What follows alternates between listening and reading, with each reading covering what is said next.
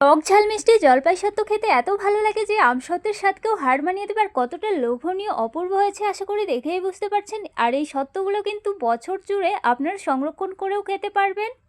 চলুন দেরি না করে মূল রেসিপিটি শুরু করা যাক। এখানে আমি 1 কিলো মতো জলপাই নিয়েছি, আপনারা কিন্তু কম বেশি করে নিতে পারেন। তো আমি জল দিয়ে ধুয়ে এবার একটা ছিদ্রযুক্ত পাত্রে নিয়ে নিয়েছি। ঢাকা দিয়ে হাঁড়ির ওপর বসিয়ে আমি 5 মিনিট মতো ভাপিয়ে নিয়েছি। দেখুন 5 মিনিট বাদে কত সুন্দর সেদ্ধ হয়েছে। আমি গরম থাকা অবস্থায় কিন্তু একটা এরকম ম্যাশের সাহায্যে ম্যাশ করে নিতে হবে। আমার ভিডিও যদি আপনাদের ভালো লেগে থাকে অবশ্যই লাইক, কমেন্ট এবং শেয়ার করে পাশে থাকবেন প্লিজ। খুব সুন্দরভাবে আমি ম্যাশ করে নিয়েছি। এরপর আমি একটা বাটির উপরে একটা নেট নিয়েছি। নেটের মধ্যে আমি জলপাইয়ের পাল্পটা নেব আর এরকমভাবে একদম ফ্রেশ জলপাইয়ের পাল্পটা বের করে নেব। আশা করছি কিভাবে বাল্বটাকে বের করে নিতে হবে আপনারা দেখেই বুঝতে পারছেন। আমি খুব সুন্দরভাবে বের করে নিয়েছি। এরপর উনুন জ্বালা একটা কড়া বসিয়ে আমি দিয়ে দিচ্ছি কড়ার মধ্যে জলপাইয়ের পাল্প।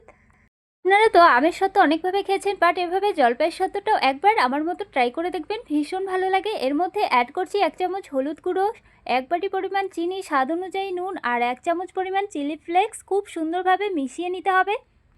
অবশ্যই কিন্তু এভাবে নাড়াচাড়া করে নিতে হবে অনবরত, যেন কড়ার তলাতে লেগে না যায়, এই দিকটা অবশ্যই খেয়াল রাখতে হবে।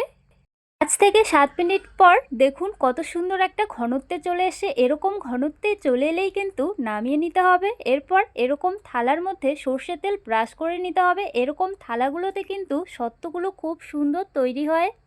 আপনারা কিন্তু এই পাতার থালা বাদেও স্টিলের থালাতেও কিন্তু ইজিলি বানিয়ে নিতে পারবেন। তো খুব সুন্দরভাবে আলতো হাতে একটু গোল করে সেট করে নিতে হবে।